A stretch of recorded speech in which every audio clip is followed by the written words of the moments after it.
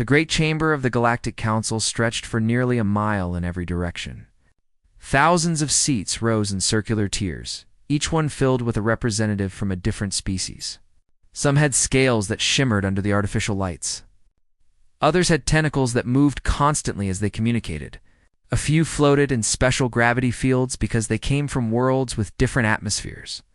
This was the heart of galactic civilization, where the fate of trillions was decided with a simple vote. Ambassador Alina Vance sat in the human section, a small corner of seats near the back of the chamber. She was 53 years old, with gray streaks in her dark hair and lines around her eyes that came from decades of diplomatic service. She had spent her entire adult life in this chamber, fighting for humanity's place among the stars. Today, she knew, would be her last day here. The vote had just concluded. 847 species had voted against humanity's request for a permanent seat on the High Council. Only 12 had voted in favor. It was the 19th time humanity had made this request, the 19th time they had been rejected. Alina remembered her first day as a junior diplomat 30 years ago. She had been so full of hope then. Humanity had joined the Galactic Council 300 years before her birth. Eager to learn from older and wiser civilizations, they had worked hard to prove themselves. Human engineers had designed the communication networks that connected a million worlds. Human doctors had developed cures for diseases that had killed billions. Human soldiers had fought and died defending Council space from the Vexor invasions. And what had they received in return? Polite smiles, gentle condescension, the quiet understanding that humans were useful, but not important. They were worker bees, not queens. They were tools, not partners. High Counselor Tethvern rose from his elevated platform at the center of the chamber. He was a Kishari, a species that resembled giant octopuses with crystalline shells. His people had been spacefaring for 40,000 years. They viewed humans the way humans might view clever dogs. The vote has been recorded, Tethvern announced, his voice carrying through the translation systems embedded in every seat. The motion fails. Humanity's request for permanent High Council representation is denied. We thank our human friends for their continued service and look forward to reviewing this matter again in the standard waiting period of 50 years. 50 years. To a Kishari, that was nothing. To a human, it was most of a lifetime. Alina stood up slowly. Every eye in the chamber turned to watch her. They expected anger. They expected tears. They expected her to beg, to plead, to remind them of everything humanity had done for the Council. She did none of these things. "We thank you for your time," Alina said simply. Her voice was calm and steady. She gathered the documents from her desk, placed them neatly in her bag, and offered a small bow to the assembled representatives. Then she walked out of the chamber. The other human diplomats followed her in silence. Counselor Methkai of the Thessany Collective leaned toward his aide. "That was strange," he whispered. "I expected more of a reaction." His aide, a younger Thessany with bright green scales, shrugged. "Humans are emotional creatures. She is probably saving her tears for private." On the other side of the chamber, Ambassador Yensura of the Orvathi hegemony watched the humans leave with narrowed eyes. She was older than most council members, over 800 years old, and she had learned to pay attention to small details. "Something is wrong," she murmured to herself, but no one was listening. Within 24 hours, every human embassy in council space began to close. The process was remarkably efficient. Files were packed. Equipment was dismantled.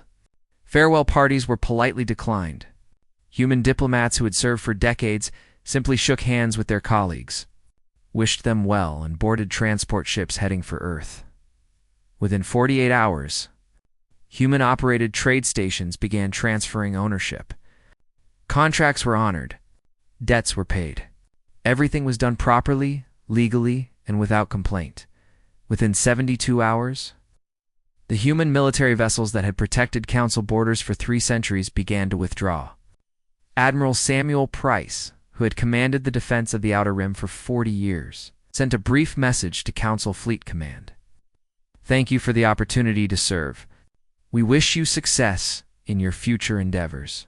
Humanity's military obligations are hereby concluded." High Counselor Tethvern received reports of these developments with amusement. He was hosting a dinner party for several other High Council members when his aide interrupted with the news. "The humans are leaving," the aide said, his tentacles trembling slightly. "All of them. Everywhere." Tethvern waved a dismissive appendage. "Let them have their tantrum. They will return within a year, begging for the trade agreements they are abandoning. Humans are dependent on Council technology. They cannot survive without us." Counselor Yensera, who was among the dinner guests, set down her drink. "Perhaps we should send an envoy to understand their intentions." "Their intentions are obvious," Tethvern replied. "They are sulking like children denied a sweet. Give them time to calm down, and they will come crawling back." The other guests nodded in agreement. Humans were known for their emotional nature. This was clearly just a display of hurt feelings. 3 months later, the last human ship departed from Council space. It was a small transport vessel, carrying the final diplomatic staff from the embassy on the Council's capital world. Ambassador Alina Vance stood at the viewing port as the ship accelerated toward the jump point. Behind her, a young diplomat named Carlos Mendez spoke quietly. "Do you think they understand what they have done?" Alina watched the stars streak past as the ship entered faster than light travel. "No," she said, "but they will." Back on the Council capital, life continued as normal. The chamber debates went on. Trade agreements were negotiated. Military campaigns were planned. The empty human embassy was converted into additional office space for the Kishari delegation. High Counselor Tethvern gave a speech celebrating the Council's unity and strength in the face of minor setbacks. It received enthusiastic applause. No. One noticed that the maintenance schedules for critical infrastructure had suddenly become the responsibility of species who had never bothered to learn how the systems worked. No one noticed that the military defense networks were now being monitored by officers who had always relied on human tactical analysis. No one noticed that the agricultural programs on a dozen worlds were approaching harvest season without the human botanists who had managed them for generations. The galaxy turned. The stars burned. And somewhere in the vast darkness between Council space and Sol system, 12 billion human beings were quietly preparing for a future. That did not include their former partners. They had asked for respect and received contempt. They had offered friendship and been treated as servants. For 300 years, they had tried to prove their worth through service and sacrifice. Now they were done trying, and the Galactic Council, in its ancient wisdom and infinite arrogance, had absolutely no idea what was coming. 6 months after humanity's departure, the first real problems began to appear. They started small, like cracks in a dam, but they grew quickly. Way Station Omega-7 was one of the most important locations in Council space. It sat at the intersection of 12 major trade routes, handling millions of ships every year. Goods worth trillions of credits passed through its docking bays. Its communication arrays connected hundreds of worlds. For 2 centuries, a human engineer named Commander Lyle Rassin had managed the station's critical systems. Lyle had been a quiet man who rarely attended official functions. He spent most of his time in the maintenance tunnels, covered in grease and talking to his equipment like it was an old friend. The Council administrators had always viewed him as a simple technician, barely worth acknowledging. When Lyle left with the other humans, the Council replaced him with a Kelvari engineer named Tunch. The Kelvari were considered one of the most technologically advanced species in the galaxy. Tunch had 17 academic degrees and had written over 100 papers on energy systems. He looked at Lyle's maintenance logs and laughed. "These humans," Tunch told the station commander. "They treat machines like pets. All these notes about listening to the engines and feeling the vibrations, primitive nonsense. I will have the station running at peak efficiency within a month." 3 weeks later, the atmospheric processors failed. It started with a slight change in the air quality on the lower decks. The sensors showed nothing wrong, but people began to complain of headaches and difficulty breathing. Tunch ran diagnostic after diagnostic, finding nothing. The human maintenance logs mentioned something about listening. For the whistle and vent shaft 7, but that was obviously superstitious. Nonsense. The atmospheric processors shut down completely on day 20-3. Then the artificial gravity generators began to fluctuate. Some sections of the station experienced double gravity, crushing furniture and breaking bones. Other sections went into freefall, sending everything floating into chaos. Tans worked frantically, consulting every manual and database available. Nothing helped. The systems were failing in ways that made no logical sense. On day 26, the antimatter containment fields began to destabilize. The evacuation was chaotic, but successful. 17,000 beings escaped the station in lifeboats and emergency transports. They watched from a safe distance as Way Station Omega-7 tore itself apart in a series of brilliant explosions. The investigation that followed revealed a simple truth that no one wanted to admit. Lyle Harrison had not been maintaining the station according to official procedures. He had been keeping it alive through decades of improvised repairs, personal modifications, and what could only be called intuition. His notes filled with observations like Unit 7 needs extra coolant. When the solar winds pick up and restart sequence, works better if you tap the casing twice, were incomprehensible to engineers who had only ever worked from textbooks. The Calvari had followed every official protocol perfectly, but the station had not been built to official protocols anymore.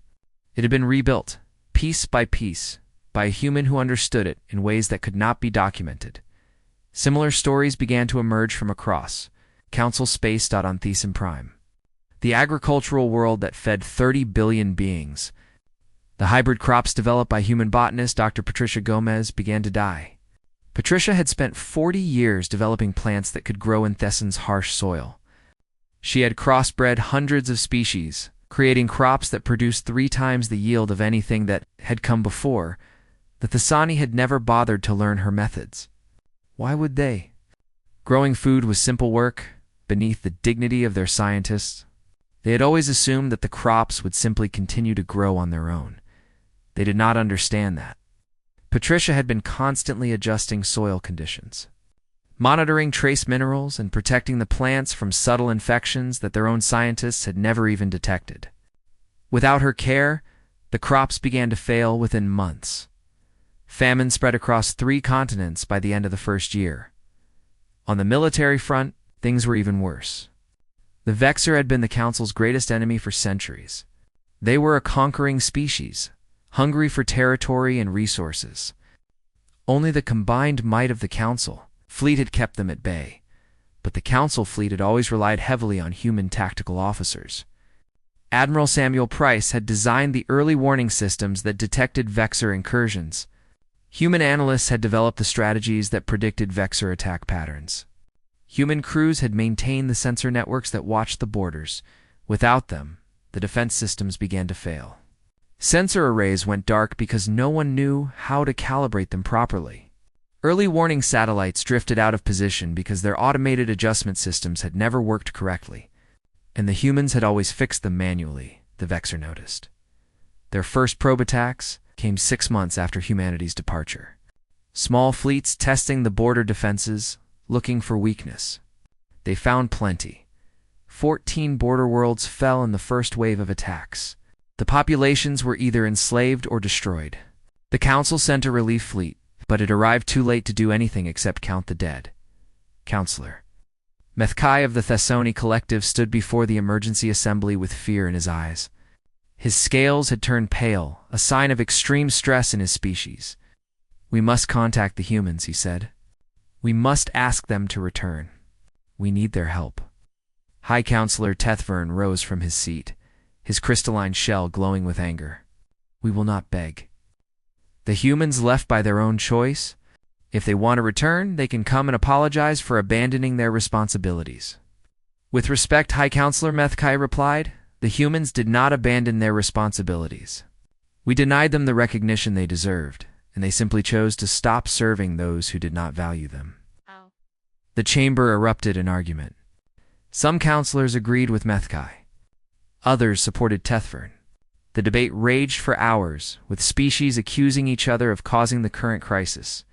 In the end, a vote was held. Should the Council send envoys to Earth to ask for humanity's return? The motion failed. 512 voted against. 347 voted in favor. Pride had won over practicality. The Council would not humble itself before a species it had always considered inferior. That night, as the councilors returned to their quarters, the Vexor launched their largest offensive in 300 years. Without human strategists to coordinate the defense, the Council fleet was caught completely off guard. 30 more worlds fell before the attack was finally stopped, and somewhere far away, in a corner of space that Council sensors could not reach, humanity watched and waited. They had built their civilization on 3 centuries of service to those who despised them. They had given everything and received nothing in return. Now they would see if the galaxy could survive without them. 2 years after humanity's departure, the Galactic Council finally swallowed its pride. High Counselor Tethfern had fought against the decision until the very end. But even he could not ignore the mounting disasters.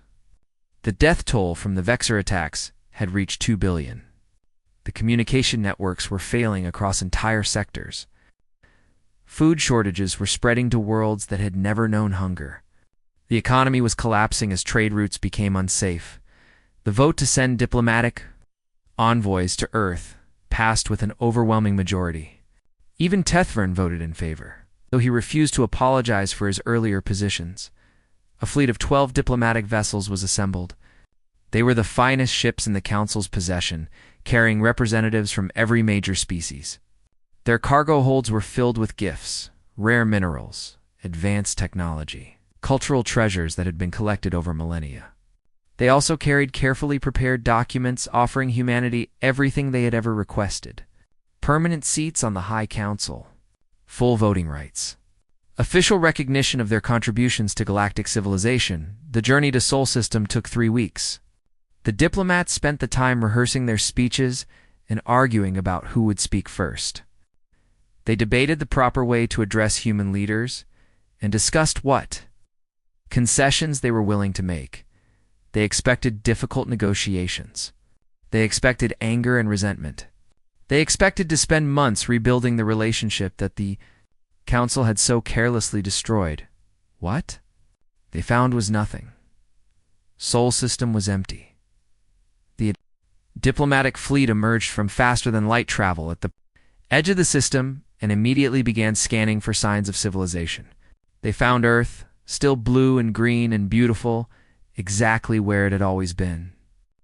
The planet's atmosphere showed signs of life. The continents were clearly visible through gaps in the white clouds, but the orbital stations that had once surrounded the planet were gone. Not destroyed, but simply absent, as if they had never existed. The moon showed no signs of the colonies that had housed 300 million people. The domes were missing. The mining facilities had vanished. Even the landing pads where ships had once arrived by the thousands were nowhere to be found. Mars was equally deserted. The terraforming projects that had turned the red planet partially green over 3 centuries had been abandoned. The cities that had sheltered billions were empty ruins. Already being reclaimed by dust storms, Ambassador Yensara of the Orvithi hegemony stood on the bridge of the lead diplomatic vessel, staring at the empty space where humanity's civilization should have been. "This is impossible," she said quietly. 12 billion people cannot simply disappear. The fleet spent 4 months searching Sol System. They scanned every planet, every moon, every asteroid large enough to hide a settlement. They found nothing but abandoned structures and empty spaces. What they did find were the automated defense satellites. The diplomatic fleet approached Earth cautiously, hoping to land and investigate. As they drew closer, small satellites emerged from hidden positions throughout the system. They did not attack. Instead, they broadcast a message in every language known to the Council. "Welcome to Sol System. Humanity thanks you for your visit. Unfortunately, we are unable to receive visitors at this time. Please enjoy your stay in the outer system. Landing on Earth, Luna, Mars, or any other body in this system is not permitted. We wish you well in your travels." The message was unfailingly polite. It was also completely inflexible. Every attempt to negotiate, to explain, to plead, was met with the same recorded response. The satellites did not threaten violence, but they made it clear that any ship approaching the inner planets would be turned away. Ambassador, Insara ordered her fleet to withdraw to a safe distance. Then she sent a message back to the Council, describing what they had found. The response from Council space was immediate and panicked. How had the humans left? Where had they gone? Council sensors should have detected the movement of 12 billion people. The energy signature of that many ships departing would have been visible across the galaxy, yet there had been nothing. No unusual readings, no signs of mass evacuation. One day the humans were there, and the next they were gone, as if they had simply stepped through a door that no one else could see. The Science Division began analyzing the data from the diplomatic fleet. Their findings, delivered 3 weeks later, sent shockwaves through the Council. They have developed a new form of faster-than-light travel, the lead scientist reported to the emergency assembly. Her name was Kalmara, a young Orvithi physicist who had spent her career studying theoretical transportation methods. It is not warp drive. It is not jump gates. It is something entirely different, something we have never seen before. Explain, High Counselor Tethrin demanded. Kalmora activated a holographic display. Standard faster-than-light travel creates detectable distortions in space-time. Every ship, no matter how small, leaves a signature that can be tracked for light years. The humans have somehow developed a method that creates no such signature. They can move across the galaxy completely undetected. How is that possible? Counselor Methkai asked. We do not know, Kalmara admitted. Based on our analysis, their new drive system is at least 3 generations beyond anything we have achieved. Possibly more. If our estimates are correct, they can cross the entire galaxy in days, rather than decades. Ow. The chamber fell silent. For thousands of years, the Council had represented the pinnacle of galactic civilization. They had assumed that their technology was the best that could exist, that their science was the final word on what was possible. They had given the humans scraps of their knowledge, expecting gratitude and obedience. They had never imagined that humans might take those scraps and build something greater, Ambassador. Grace Ortiz had once served as humanity's chief diplomat to the Kishari Dominion. She had worked with High Counselor Tethfern for decades, trying to build bridges between their species. Tethfern had always treated her with barely concealed contempt, viewing her as a clever pet rather than an equal. During one particularly frustrating negotiation, Grace had told him something that he had dismissed as human sentiment. We are a patient people, she had said. We endure. We learn. We grow. And we never forget. Tethrin had laughed at her. Patience was a weakness, he had replied. The strong took what they wanted and did not wait for permission. Now, sitting in the great chamber surrounded by the crumbling remnants of galactic civilization, Tethfern finally understood what Grace had meant. The humans had not left in anger. They had not fled in defeat. They had simply outgrown the Council. Like children leaving a home that no longer had anything to teach them, and they had done it so quietly. So completely that no one had even noticed until they were already gone. The galaxy suddenly felt very small, and very dark, and very empty. 5 years after humanity's departure, the Galactic Council was dying. The problems that had seemed manageable at first had grown into catastrophes. The Vexor had conquered 67 worlds, enslaving or destroying populations that numbered in the tens of billions. The Council fleet, once the most powerful military force in the galaxy, had been reduced to a defensive shell, barely able to protect the core worlds. The communication network that had connected 1 million planets was fragmenting. Entire sectors went silent for weeks at a time as relay stations failed and no one could repair them. Worlds that had once been hours apart in communication time were now isolated. Cut off from the rest of civilization, trade had collapsed. The routes that human security forces had kept safe for centuries were now hunting grounds for pirates and raiders. Merchant convoys traveled in armed caravans, and even then, many never reached their destinations. Prices for basic goods had increased tenfold. Luxury items had become impossible to find. On hundreds of worlds, the infrastructure was failing. Power plants built by human engineers were breaking down. Water purification systems were producing contaminated output. Hospitals were running out of medicines that human pharmaceutical companies had once supplied in abundance. The economy of the galaxy had been built on human labor, human innovation, and human reliability. Without that foundation, everything was crumbling. High Counselor Tethfrin did not survive to see the worst of it, his own people. The Kishirai had turned against him 2 years after humanity's departure. They blamed him for the crisis, and they were not wrong. His arrogance had prevented the Council from reaching out to the humans when there was still time to repair the relationship. His pride had cost billions of lives. The Kishari executed their disgraced leader in the traditional manner of their species, a process that took several days and was considered merciful by their standards. Tethfrin's final words were reported to be an apology, though some historians later claimed this was propaganda invented by his successors. The new High Counselor was a young Orvithy named Kesmora. She was barely 300 years old, considered practically an infant by the standards of the long-lived species that dominated the Council. She had been chosen specifically because she had no history with the humans. No old grudges or embarrassing statements to apologize for. Kesmara was also chosen because she was willing to do what no previous High Counselor had ever done. She was willing to beg. The message was recorded in the Great Chamber. With representatives from every Council species present, Kesmora stood at the central podium, looking directly into the recording devices that would broadcast her words across the galaxy. To the people of humanity, she began, her voice steady despite the fear she felt. My name is Kesmora. I speak to you not as High Counselor, but as one being to another. She paused, gathering her thoughts. The words she was about to say had never been spoken by a council leader. They violated every tradition, every protocol, every assumption about how civilization should interact. We were wrong, Kesmora said. For 300 years, humanity served the Galactic Council with dedication and skill. You built our networks. You defended our borders. You healed our sick and fed our hungry. You asked for nothing except respect and recognition.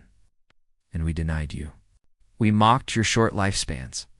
We dismissed your emotional nature as weakness. We treated you as servants rather than partners, as tools rather than equals. We were arrogant, and we were cruel, and we were blind to everything you gave us. Kesmora felt tears forming in her eyes, an unusual display of emotion for her species. She did not try to hide them. We do not deserve your help. We have no right to ask for it. The suffering we now face is the consequence of our own choices. If you decide to let us face that suffering alone, we cannot blame you. But I am asking anyway. Not for myself. Not for the Council. I am asking for the children who are starving on Thesan. Prime for the families being enslaved by the Vexer. For the billions who will die in the years to come if nothing changes. If there is any mercy left in human hearts, any compassion remaining for those who showed you none, we beg you to help us. Not because we deserve it, because you are better than we were. Because kindness is what makes you human. The message ended. It was broadcast on every frequency in every direction continuously for 30 days.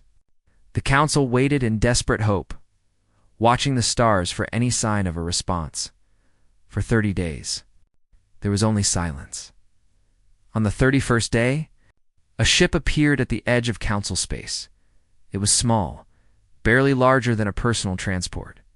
It carried no weapons, no shields, no escort. It simply appeared as if from nowhere, began moving slowly toward the Council capital. The ship carried a single passenger. Her name was Ruth Delgado. She was 97 years old, with white hair and wrinkled skin and eyes that had seen more than most beings could imagine in 1,000 lifetimes. Before humanity's departure, she had served as a cultural attaché, one of the lowest-ranking positions in the diplomatic corps. Her job had been to explain human customs to curious council members. A task that most species had considered barely worth acknowledging. Ruth walked into the great chamber with slow, careful steps. The council had offered to send a transport to bring her from her ship, but she had declined. She wanted to walk, she said. She wanted to feel the ground beneath her feet. One last time, the chamber was packed with representatives from every species in the council. They watched in silence as this small, fragile human made her way to the central podium. Kesmora rose from her seat. Ambassador Delgado, she said, using a title that Ruth had never actually held. We are honored by your presence. Please, tell us what humanity has decided. Ruth reached the podium and turned to face the assembly. For a long moment, she simply looked at them, these powerful beings who had once dismissed her species as insignificant. I watched your message, Ruth said finally. We all did. Every human, wherever they are now, saw what you said. There was a great debate among our people. Many wanted to refuse. They remembered the insults, the rejections, the centuries of being told we were not good enough. She paused, and the silence in the chamber was absolute. Now, but that is not who we are. That is not who we choose to be. Ruth smiled, a sad and tired expression that held no anger, only a deep and ancient weariness. We will help you. Not because you deserve it. Not because we owe you anything. We will help you because kindness is not a transaction, and mercy is not a weakness. That is what makes us human. That is what has always made us human. Kesmora felt her legs go weak with relief. Around her, council members were weeping, embracing each other. Falling to their knees in gratitude, Ruth watched them without judgment. She had known this moment would come 5 years ago, when she had walked out of this same chamber for what she thought would be the last time. Humanity had always known the council would need them again. They had simply been waiting for the galaxy to realize it too. 10 years after humanity's departure, the galaxy was transformed. The first human ships arrived within weeks of Ruth Delgado's announcement. They came not as a fleet or an invasion, but as a steady stream of aid. Medical vessels carrying doctors and supplies. Engineering teams with equipment that council scientists had never seen before. Agricultural specialists with seeds and techniques that could restore dying. Farmlands, the technology they brought was beyond anything the council had imagined. Human faster-than-light drives could cross the galaxy in days. Human communication systems could send messages instantaneously across thousands of light-years. Human weapons, displayed only briefly during the campaign against the Vexor, were so advanced that the war was over within 6 months. But it was not the technology that shocked the council most. It was how the humans used it. They asked for nothing in return. On Thesan Prime, human agricultural teams worked alongside local farmers to restore the dying croplands. They did not demand payment or contracts.